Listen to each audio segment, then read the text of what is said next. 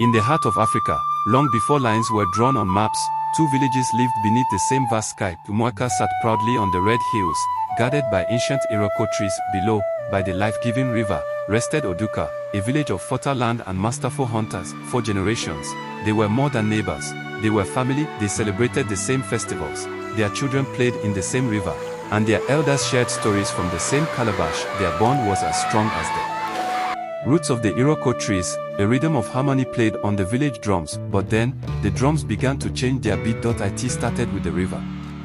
One dry season, the water that nourished Oduka's crops began to shrink. Panic turned to suspicion. The elders of Oduka pointed their fingers uphill, accusing Umuaka of secretly diverting the water. Umuaka's elders, their pride wounded, denied it fiercely. What was once friendly chatter became sharp words. Sharp words became insults. And insults hardened into threats. The air grew thick with tension, waiting for a single spark. That spark came with a tragedy. A young hunter from Oduka was found near the forest boundary, his body still, his spear broken beside him. No one saw what happened.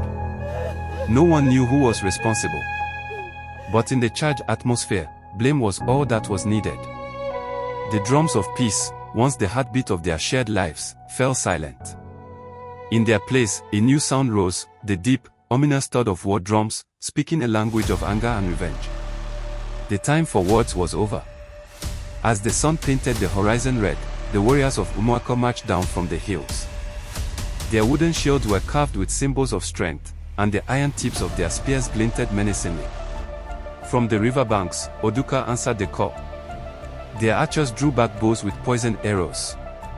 And their war chants, a chorus of defiance and grief, echoed across the valley. The land that had cradled generations of laughter now prepared to drink their blood. The first clash was a shock to the earth itself. Huts that had housed families for decades were devoured by flames. Mothers, their faces streaked with tears and ash, hid their terrified children in yam pits, praying the chaos would pass them by. The river, once a mirror for the clear blue sky, ran dark with sorrow. In the smoke and confusion, men who had shared palm wine now shared blows. Brothers fought brothers, cousins fought cousins, their shared history forgotten in the fury of the moment. Among the fighters was Kolechi of Umuaka. He was strong, his name whispered with respect in his village. And he fought with the fierce conviction that he was defending his home from thieves. On the opposing side, fighting just as fiercely, was Sadiq of Oduka. He was known for his swiftness and his sharp eye, a hunter sworn to protect his people's survival. Their paths were destined to cross. They met at the river's edge, the very place where their troubles began. Their spears clashed, the sound of iron on iron ringing out like a death knell.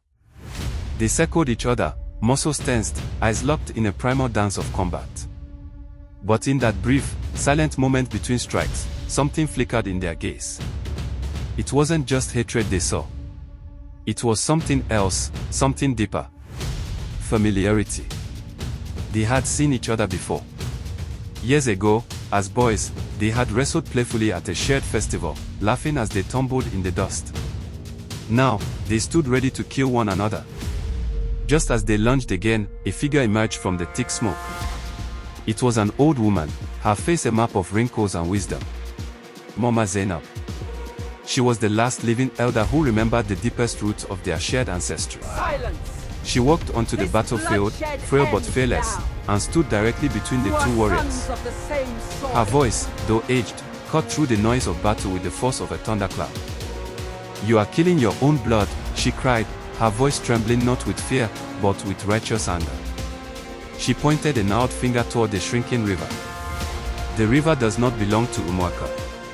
It does not belong to Oduka. It belongs to the land, and to all of us. Her words hung in the air, a truth so powerful it seemed to halt the world. The warriors froze. The relentless drumming faltered, then stopped. Silence, a thing they hadn't known for weeks, fell over the valley. The elders of both villages were summoned to the riverbank. And there, guided by Mama Zainab's wisdom, the truth finally surfaced, like a fish breaking the water after a long storm. They discovered hidden channels, crudely dug far upstream.